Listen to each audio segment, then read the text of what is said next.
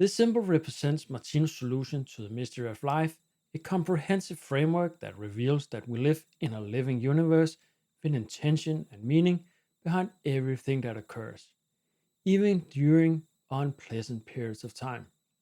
Today, we begin exploring the first of 12 basic facts that constitute Martinus' arguments for this solution. This first fact might seem deceptively simple. That's something that is. While this may not appear controversial, it demonstrates something profound that we can actually know certain things in absolute terms. This isn't mine or someone else's opinion. This isn't a subjective interpretation. This is an absolute fact that we can experience something. Then we can start debating what, who, and maybe even more interesting, why we are experiencing something, but one thing at a time. Martinus states many times in his work that we can know something in absolute terms. There is ultimately an absolute truth. So let me know in the comments whether or not you think that we can know something for certain and if that something is one of them. I've made a video about the actual solution to the mystery of life as it is provided by Martinus. You can find that link in the description below. I also got a video about Martinus if you want to know more about Martinus himself. And finally, you can find Martinus' work on the Martinus Institute website, which is martinus.dk. Martinus Institute takes care of Martinus' work and other things, and they have been so kind to allow me to use Martinus symbols in my videos. So thank you for that. So if you find this video valuable or want to help the channel, please like the video and subscribe to the channel. So let's get started with the first fact of the solution to the mystery of life.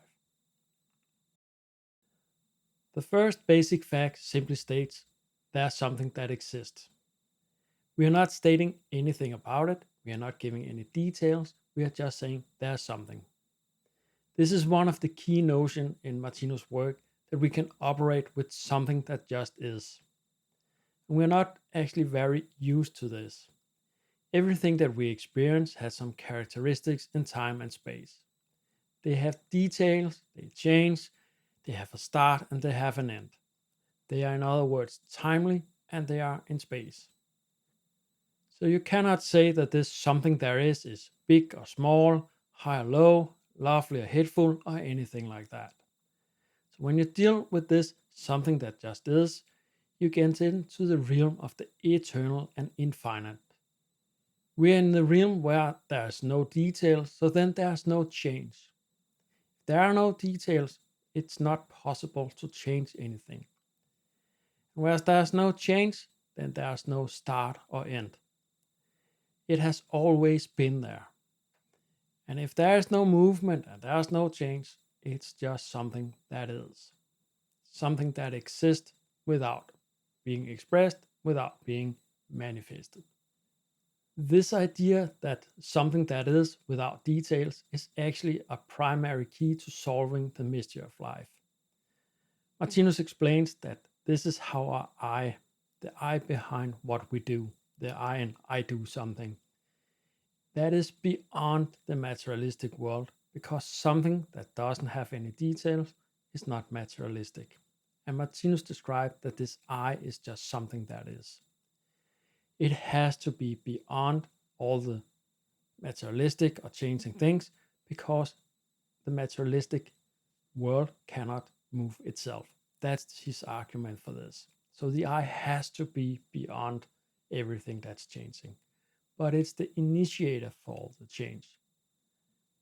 There's a lot more to say about the I, and if you want to know more about it, go and check out the Solution to the Mystery of Life video I have made, and some of my other videos as well. And we'll come back to this issue or this topic in the other videos about the other facts.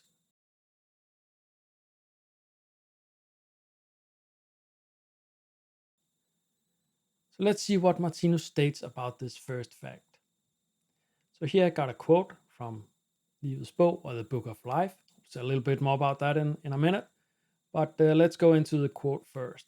So this is from the third volume out of 7 volumes, and here is the section number 680, and this is where Martinus talks about this first fact. So he states that this speech of life shows the reader every single day of his existence that he is confronted with a great many other things. I guess we can all agree on that we are experiencing a lot of things in our daily life. That's essentially where he starts. The existence of these other things, as well as his own existence, he has long ago seen to be a fact through the speech of life. So he kind of repeats here that we have seen that these things exist, and he used the speech of life quite a lot. And he states this is where we should get our knowledge about life. This is our foundation for this science that he calls it. So this is not about lab experiments or anything, it's about what you have experienced in your own life. That's the foundation. And you have to bring, obviously, your own experience from your own life to actually acknowledge what this is. So let's see the next part. If I get to that, here we go. He cannot therefore justifiably say that he or these other things absolutely do not exist. So if you have experienced anything in your life, which I guess we all have, say we all have, right? Because if we can say we haven't experienced anything, how can we say that? Just the fact that we are saying something is a thing. So here he argues he cannot therefore justifiably say that he or these other things absolutely does not exist. The researcher, as well as all the things that he is surrounded by or that he can perceive, constitute not a nothing, but a something. So because we have experienced these things in our daily life, Martinus states that we have to say that something exists. It's not a nothing, it's something. Again, no details, no nothing, besides that there's something. No analysis, will Martinus say. There's no details in all this.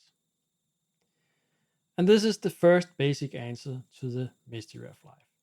Simply, we start out very simple. There's something there is. This answer is given expression in the symbol star field number 1. I will come into that in a second and what that means.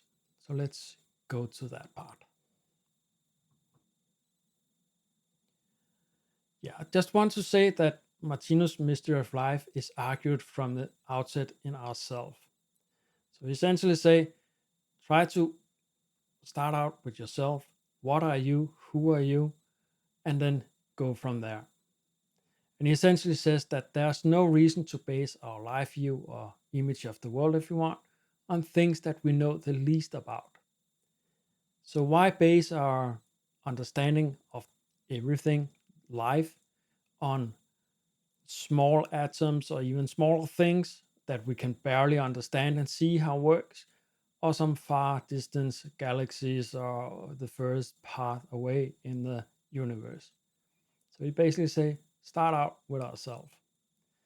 So this is not, as I said, a basic normal traditional lab experiments or what is said by authorities if you're into religion. It's essentially based on your own experiences. So it's something we can check ourselves. And that is the whole purpose of his writing, that we can actually take this in. We can read, like I just showed this quote, right? We can actually follow his arguments, and this is not one of the most advanced one. You kind of get it, right? You can check out, do I actually experience things? Yes, I do. And then he argues, well, if you experience anything, you have to agree that it's not a nothing, but a something. And that's how he goes along. And obviously, some of the arguments are more complex than that one. But that's essentially something. The idea here is it's something you can follow, it's something you can check yourself with your own intelligence. And obviously, you need a little bit of that. But he says it's not that much you actually need to, especially with something like this, right? But it's more like what kind of ideas do you have when you start investigating these things, and if you have some other favorite theories or ideas about how the world is, that can actually be the biggest hurdle to get over in order to understand all this. So with that said, I would say a little bit about the Book of Life. This is obviously written by Martinus. He started the first volume in 1932, and the last one was in the 60s, I believe. So it's from last century. It's his own work. He had some intuition where he could see things. I'll say much more about that or I do say much more about that in this video I have about Martinus. But it comes from this book. You can say it's called the Third Testament, and that's a whole different video. So there are some reliance on some religious stuff in this. He kind of explained what's going on in the Bible and things like that. But that's not for this video, basically. But he had intuition, what he calls intuition, where he could actually see the things, and then he wrote down. So he could actually see what was the truth, and his task was essentially to write it down in a way so we could understand it and check it, as I just showed you. So it's not just saying there's something that is, and then we have to trust him on that. We actually get arguments from that, and that's what his mission in life was, to bring us.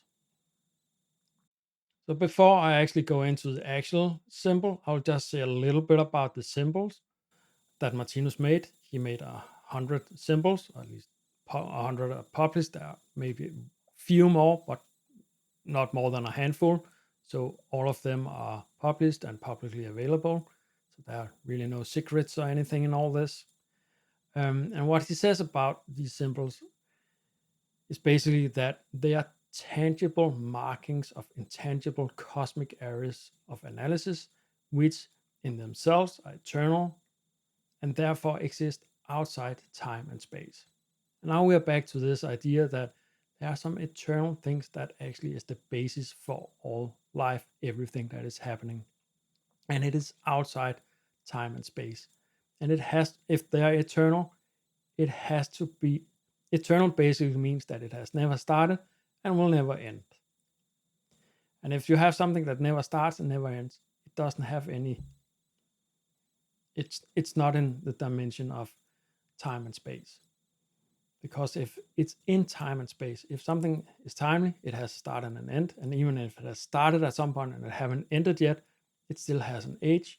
So it's basically in time. And obviously, if there's something you can experience directly in space, it's in space. And it has an age and an area where it is in space. Anyway, so what he is describing is these things that are not in space, are not in time. But he had made his symbols of these eternal things in time and space. So all his symbols are something that covers or have made it accessible for us in time and space, so we can actually start to understand these eternal principles that he saw. So he says here, there's more writing here, these areas lack a time and space dimensional pictorial form, which basically means you cannot photograph them, you cannot put them down in an image, but nonetheless exist as something which is. So we're back to this, that even though we're dealing with something that doesn't have details and then you cannot find in time and space, it still exists. That's the idea here. Like the idea that this notion of something there is. So he writes that the universe cosmic structure is comprised of eternal principle that cannot be depicted like an ordinary image. So he couldn't take a picture of it, but he can still show us what is going on or what these eternal principles are, so we can start to understand them, although we cannot experience them directly.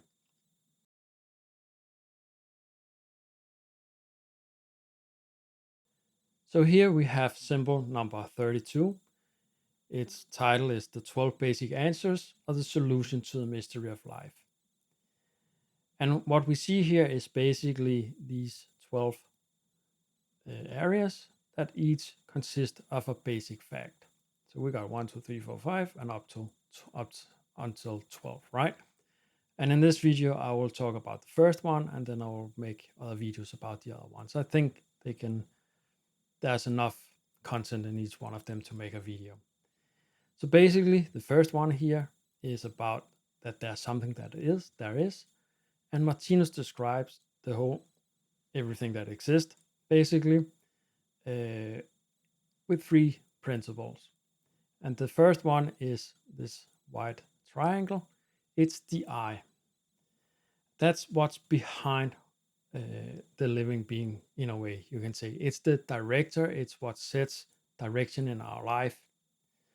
So that's the I. And then we have the next here, that's the what he calls the mother energy. That generates the ability to create and perceive, the violet color here. So the I has the ability to create and perceive, but it has to create in something, right? And it has to perceive something. And that's actually the six basic energies that is depicted here. And they play a very big role in uh, this eternal world picture that Martinus describes.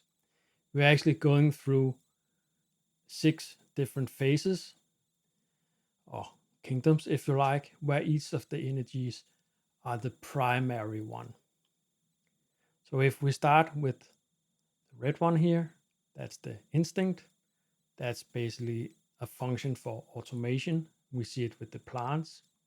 They don't really know what is going on the physical plane, but they have some notion of where to go. We see the trees, their roots are actually going for water if that's close to, so they have some awareness of that.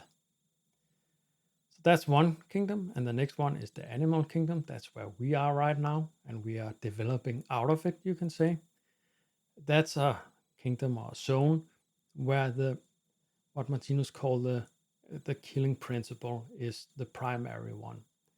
So that's where we are doing all hate, killing, and so forth. And we basically see it with the animals in the purest form, in a way, where they are on the savannah or whatever, hunting each other, and so forth. We have developed to the last part of the animal kingdom, so we have started to have some of the from the next kingdom, which is the real human kingdom. So that's where intelligence comes in. We have more refined feeling, and we might get a little bit of what Martinus will call intuition. But that's so little right now that it's barely there. But the intelligence show in science, we can have all the technology and so forth. And we are also much more can call sensitive in a way. And when that starts to be sufficiently developed, and get in balance with each other so we don't become too naive or too cynical, then we turn into what Martinus called real human beings. And then we get this intuition, this ability to actually see the eternal um, facts, so to speak. But the development continues, and we get up to the higher spiritual worlds, the kingdom of wisdom, and or I don't know what that's called in English, but that's where the intuition is basically. And what is happening in these higher worlds is basically that we all the stuff that we have learned, we start to burn in some way, not burn, but we kind of, it might sound a little bit strange, but we at some point get tired of having a what is happening when we leave the animal kingdom is that we get into a much more peaceful world. We are living to serve each other instead of ourselves. That basically means that sickness, wars, and hatred, and all these kind of things disappears over time from our life. And we live for a long period of time with that. We get into the spiritual worlds where everything is pleasant, basically. And at some point, we get saturated by that. Martinus talks about a principle of saturation and hunger. And we don't have a hunger for it anymore. Actually, we start to be so saturated that we don't want to be there anymore. So we start to long for the contrast, and then the first thing that happens is that we get into our own inner world in what is the last one, which is the memory or the kingdom of bliss. So we get to experience everything that we have experienced here in the first five kingdoms, but in a explained and very pleasant way. But even that gets boring, you can say, at some point, or we get through it all. We have seen it all so many times that get over with it. And then a new cycle starts, and we start to long for the contrast, basically, which is the materialistic world, which is culminating in the animal kingdom where we are right now. So this is kind of the circle that goes on, and we experience it in a higher form. And that's actually also fact 10. But let's get back to that when we get there. All that said, something is there. Martinus states it's these 6 basic energies, the mother energy and the I. That's out there. But that's to explain more about that and argue for that is not for this video, but I just want to say it's there.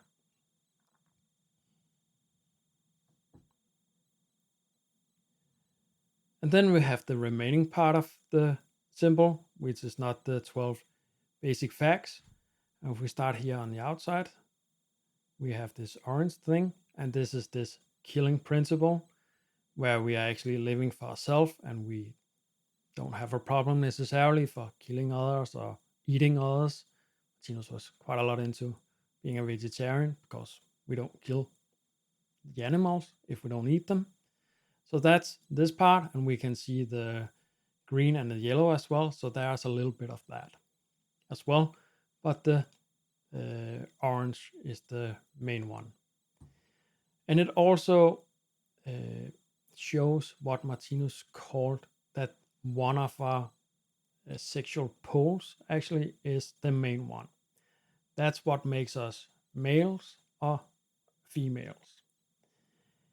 And essentially, there's this a period of time in the animal kingdom where we only have one of these poles as a primary pole. And again, that's what makes us female or male. But he states that that's changing right now, so we are getting them more unbalanced. And the primary is I'm a male, so my primary pole is the male one, but my female one is changing right now, and that's actually what gives me, according to Martinus, my intelligence and my interest for art and so forth, what I'm doing right now. And over time, that will be more and more unbalanced, and it will be harder and harder for us to live like animals, and will be less and less interested in those kind of things where we family and stuff like that starts to be more and more complicated, which we also see in the world today. The divorces are so high, and that's because, according to Martinus, that this second pole is starting to be in a more of a balance. And what happens when it gets in balance is that we become a real human being again, and start to serve others, basically. And that's the middle part of the symbol that shows that. But the poles, we'll talk about that in another video. I just had to mention it because it's part of the symbol, basically.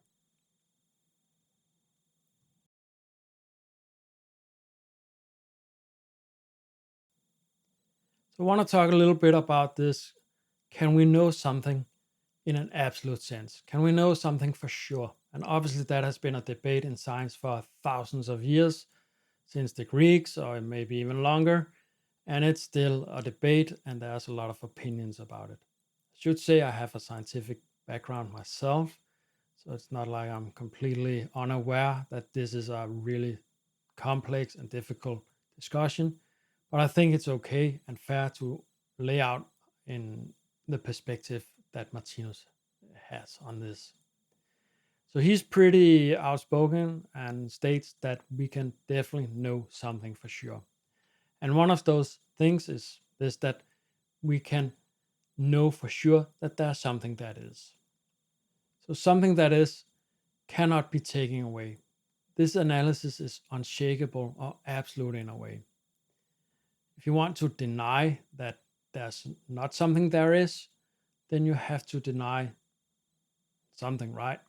You are denying something, and you're essentially proving that there's something that is. So I hope we can agree on that one. And it might again sound very simple, but I think it's quite important that we can actually say that there is something that's actually in absolute terms is a truth, because there's a lot of debate about that in some areas in universities and so forth. And we don't need a lab experiments for this. That's also important to say. So this video provides the first factor 12 to the solution of life as it's provided by Martinus. It also shows an example that we can know something in an absolute sense, knowing something beyond any reasonable doubt, you can say. Know something as an absolute fact. It might not sound like a lot, but in a period of time where people doubt and anyone can have their own opinion, then having something that is certain is not nothing. We can actually know for sure on an absolute terms. This might sound totalitarian in a way, but it's not more totalitarian than 2 plus 2 is always 4. And is that really a problem? Is it a problem that when you have a day, then night comes, and after the night, the day come, and so forth. And after spring comes summer, and then fall, and then winter, and so forth. There's still a lot of opportunities to do things. So that is just how it is, and it does not take any freedom away from us. Well, you can argue it's not good that days come after night and night come after day, but it's not normal to think that that takes freedom away. And I will actually argue for the opposite. When we know how the world actually works, then we can start to live in accordance with how the world actually works and not fail in our endeavors. If we know that 2 plus 2 is 4, then we can actually act on that. If we thought it was 2, if 2 plus 2 was 5, then we'll probably fail in quite a lot of things, right? So it's actually a benefit for us in order to achieve what we want if we know what the world is. I don't think that's a controversial statement, but it shows that knowing something and knowing how it works, even if we say it's an absolute truth, is not really a problem.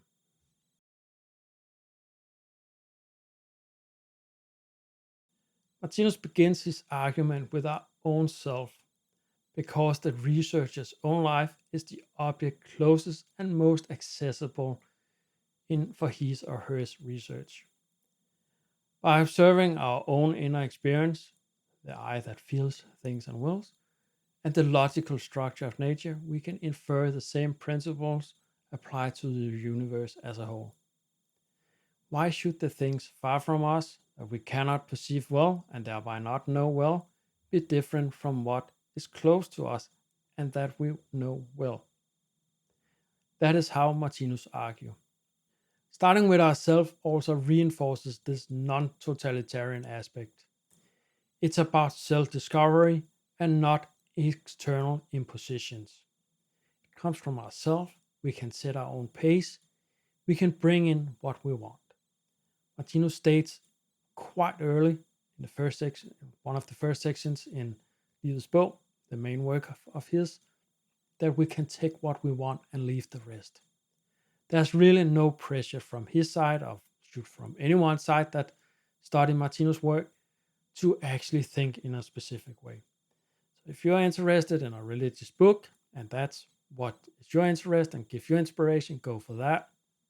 If you're interested in materialistic research or some other research or whatever, if that's where your passion is or what gives you energy, go for that. There's really no intolerance for that in this world picture.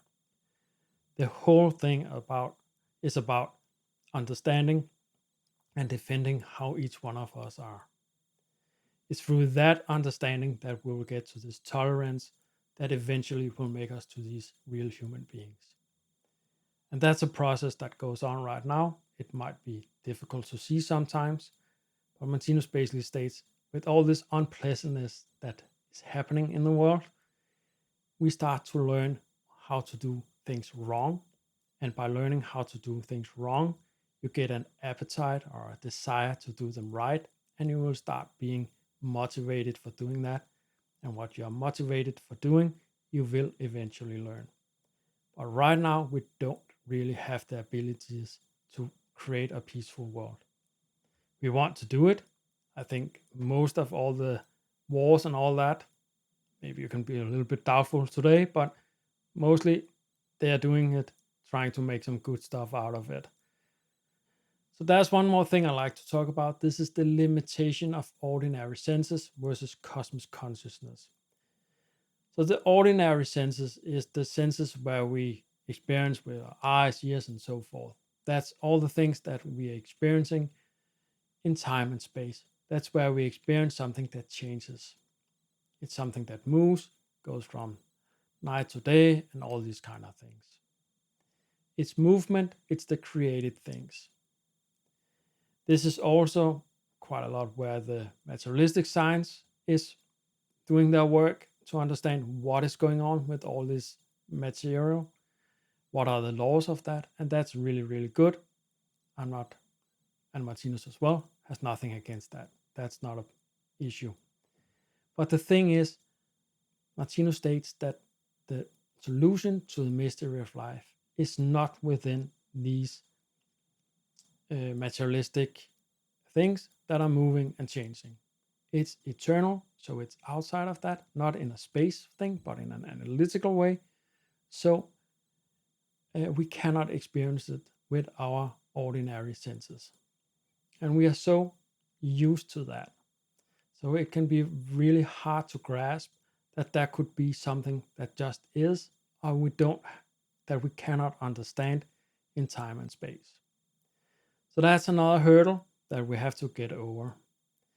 And the problem is that the absolute knowledge, or something that is only fully possible to experience through what Martinus calls cosmic consciousness, or a permanent developed intuition. That basically allows one to experience these higher spiritual realities directly. Martinus got this cosmic consciousness so he could see it and he could write down and explain what he had experienced in a way so we can actually read it and get an idea about what he's talking about. So we can have a theoretical understanding of the first basic fact and other eternal principles, which become accessible to ordinary intelligence through logic and through our daily experiences.